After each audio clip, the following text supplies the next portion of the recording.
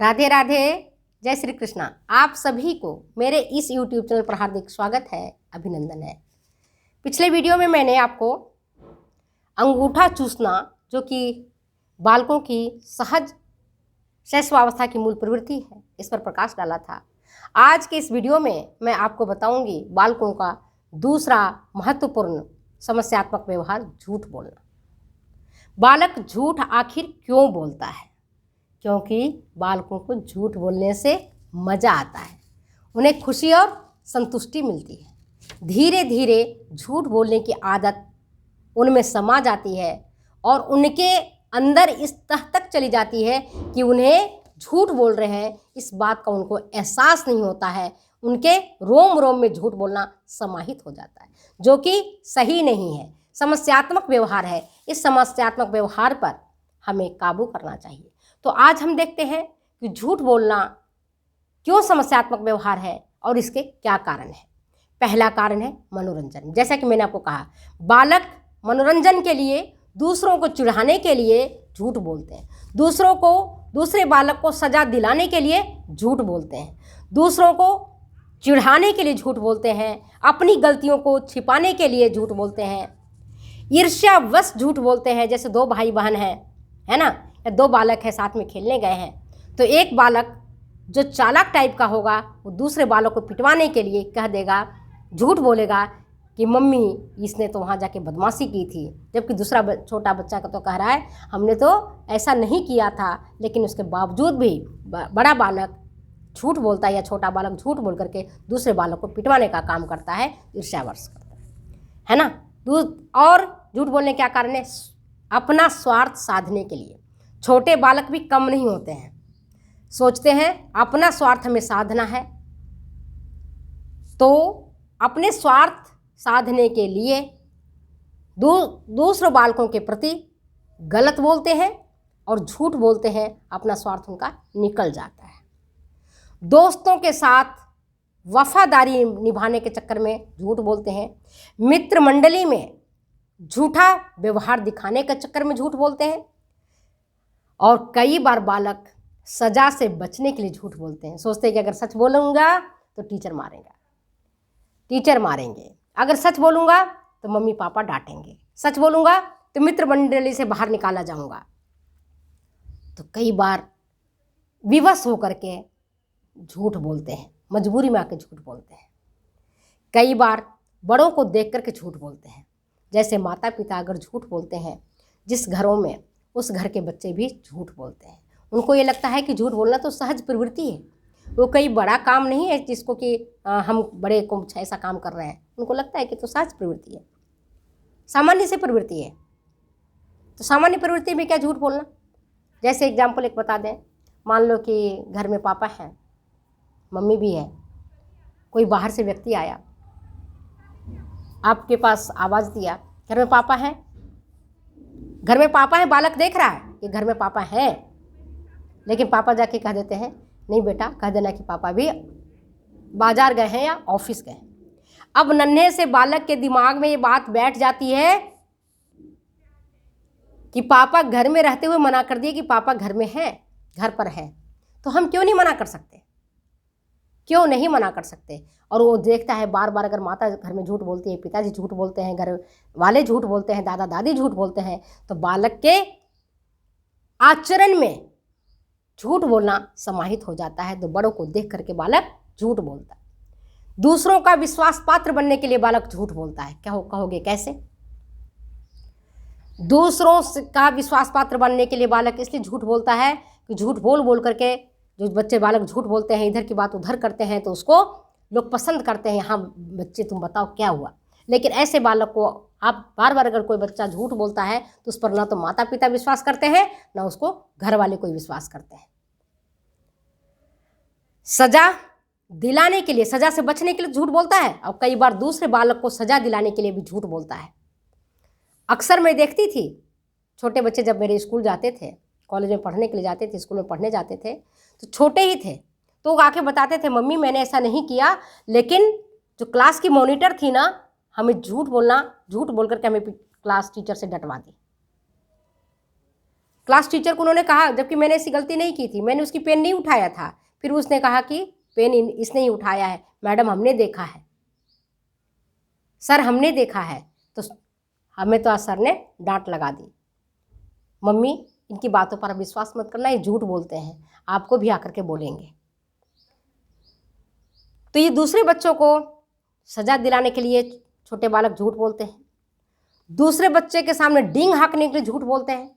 मान लो उनके घर में स्कूटर है, गाड़ी नहीं है, तो बालक झूठ बोल, अरे मेरे पास तो कार है मेरे पापा की, मैं तो कार में गया था, अरे मैं पार्क घूमने गया था, अभी 25 तारीख की क्रिसमस थी ना, मैं तो बड़ी होटल में गए, पार्टी खाया, खूब अच्छी पार्टी खाया, मेरे दोस्तों के साथ गया, मैं वहाँ गया। झूठ मूठ का अपनी डींग हाँकने के लिए झूठ बोलता है। और कई बार बालक दूसरों के कहने पर भी झूठ बोलता है।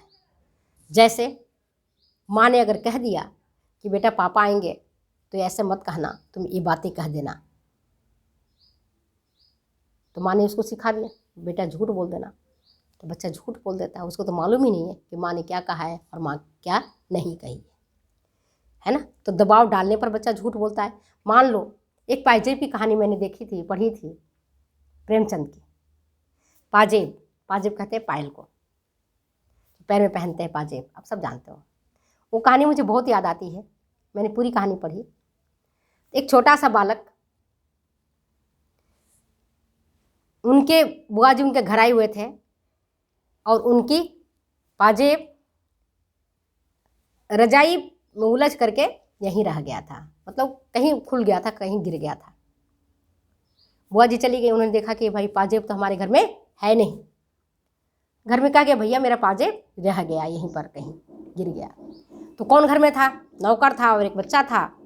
बुआ जी थी, उनकी माँ तो थी नहीं, लड़के की माँ नहीं थी।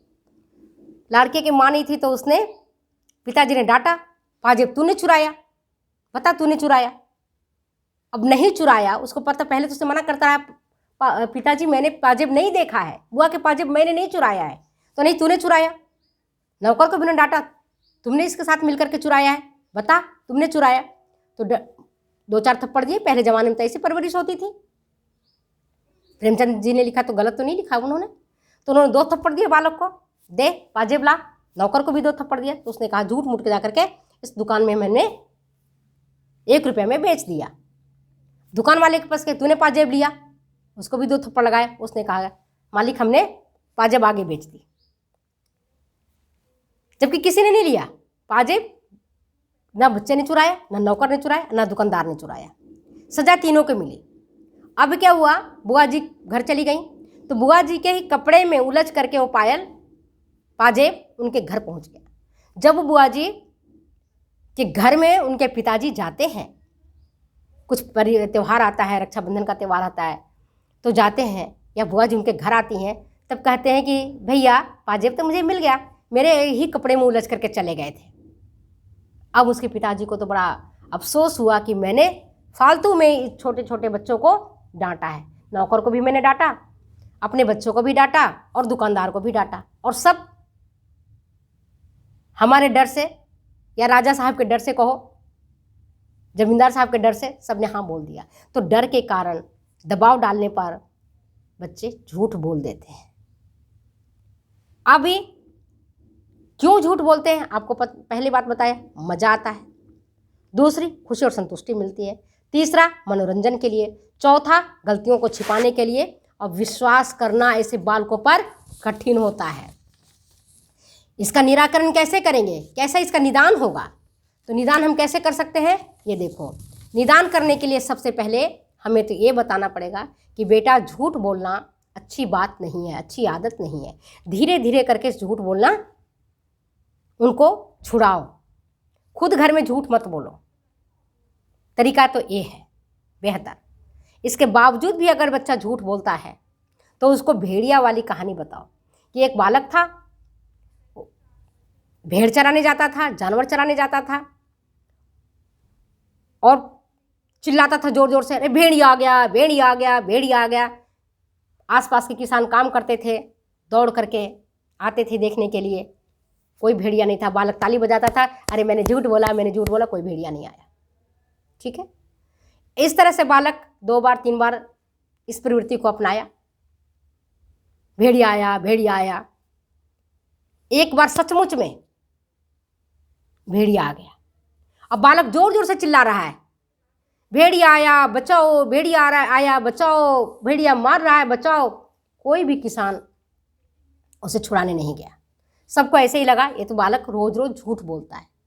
तो अगर प्रवृत्ति बालकों की हो जाएगी झूठ बोलने की, या प्रवृत्ति हमारी हो जाएगी झूठ बोलने की, आपकी प्रवृत्ति हो जाएगी झूठ बोलने की, तो एक समय ऐसा आएगा जो लोग आपकी बातों पर विश्वास नहीं करेंगे और फिर आपको बहुत बड़ा खमियाजा भुगतना पड़ेगा। जैसे उस बालक को अपनी जान की कीमत उस झूठ के कारण देनी पड़ी थी। अगर वो बार बार अनावश्यक रूप से यूँ नहीं कहता भेड़िया आया, भेड़िया आया, भेड़िया आया, तो उस दिन अगर कहता भेड़िया आया तो सभी किसान जाते, उसकी जान की रक्षा हो जाती। तो जो झूठ बोलना है उनको ये बताओ कि बहुत ही घातक है, ये बहुत ही आक्रमणकारी जो आप व्यवहार अपना रहे हो किसी भी कीमत में सही नहीं है। झूठ बोलना छोड़ दो। दूसरों को सजा दिलाने के लिए आप झूठ मत बोलो। दूसरे के सामने आप ऊंचा बनने के लिए झूठ मत बोल लो। फालतू की डींगे मत हाको। जो सत्य है सत्य ही कहो। हम जानते हैं सत्य चाहे कितनी ऊंचाई पर हो, झूठ से अच्छा ही होता है। दूर दूर से सत्य चमकती है, सत्य का पलड़ा ऑलवेज भारी होता है। हाँ, झूठ कुछ देर के लिए अपना प्रचार प्रसार कर सकता है, अपना व्यापक प्रसार कर सकता है, लेकिन सत्य के सामने सत्य एक होता है और झूठ हजार होता है, फिर भी सत्य का तुलना नहीं कर सकता है, सत्य का सामना नहीं कर सकता है। तो आप इस बात को बच्चों को बताइए, सत्य की, सच बोलने की अपनी कीमत होती है। आज की जो परिवेश चल रहा है इसमें हम देख रहे हैं, हम लोग बात बेबात छोटी छोटी बातों पर भी झूठ बोलते हैं। और इसको देख करके, टीचर को देख करके, अपने घर वालों को देख करके, अपने माता पिता को देख करके बालक भी झूठ बोलने से हिचकते नहीं है, जो कि आने वाले समय में बालक का आचरण का एक हिस्सा बन जाता है। इसलिए हम बच्चें, बालकों को भी इससे बचाएं और उनको बताएं कि अगर आप बार बार झूठ बोलोगे, आपकी बात का बेटा कोई विश्वास नहीं करेगा और जब समय आएगा तो कोई आपकी मदद नहीं करेगा। इसलिए आप झूठ बोलना कम कर दें या बंद कर दें। इसके बावजूद भी अगर बालक झूठ बोलना नहीं छोड़ता है तो आप किसी मनोचिकित्सक से जा कर के बालक को झूठ बोलने से मुक्ति दिलाएं। तो आज मैं अपने वीडियो को यहीं विराम करती हूँ। फिर मिलती हूँ मैं अगले वीडियो में अगली बातों के साथ। तब तक इजाज़त दो जाने के लिए। Okay, bye bye.